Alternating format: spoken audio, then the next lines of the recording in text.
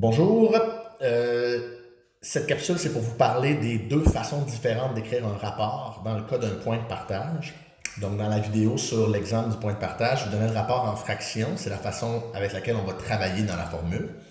Mais ce serait aussi possible de déterminer le rapport d'une autre façon. Je vous donne un exemple ici. Disons qu'on a le segment AB comme ça, puis que j'ai mon point P ici qui partage le segment. Puis que je vous dis que d'un côté, ça mesure 3, puis de l'autre côté, ça mesure 2, donc le segment entier mesure 5. Normalement, ce que je dirais, pour utiliser ma formule, il faudrait que je sache que mon point P est situé au 3/5e du segment à partir de A. Donc, mon rapport en fraction, ce serait 3/5e. Par contre, il y a une autre façon d'écrire ce rapport-là, et ce serait de le considérer partie-partie.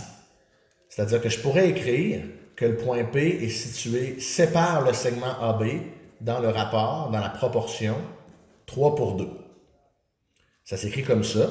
Ça veut donc dire que pour chaque 3 portions avant, j'en ai 2 après le point P. Le point P est situé de part et d'autre. Donc d'un côté, il y en a 3, puis de l'autre côté, il y en a 2. OK? C'est une autre façon d'écrire le rapport. Ça considère partie-partie au lieu de partie-tout. Cependant, pour calculer dans une formule, ce rapport-là, on ne peut pas l'utiliser.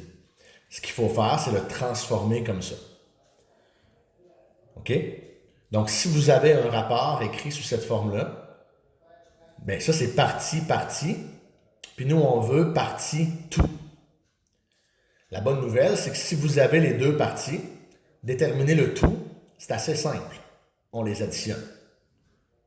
Donc, ma première partie, c'est 3. Puis si je veux la comparer avec mon tout, au lieu de la comparer avec ma deuxième partie, ben je sais que ça va être 5. Fait que réécrire ça en fraction, c'est 3 sur le tout. 3 plus 2. OK? Et c'est comme ça qu'on fait la conversion. Je vous donne d'autres exemples juste pour être bien sûr que vous avez suivi. Mais si j'avais, par exemple, le rapport 7/3 comme ça, puis je voulais le transformer en fraction, ben j'ai partie. Et là, en bas, au lieu de vouloir l'autre partie, je veux le tout. Donc, ce serait 7/10. Si j'avais le rapport 1/1, ben je voudrais partie tout. Le tout, c'est 2. OK? Donc, je peux convertir un rapport écrit sous la forme partie-partie en fraction en faisant simplement la première partie divisée par le tout.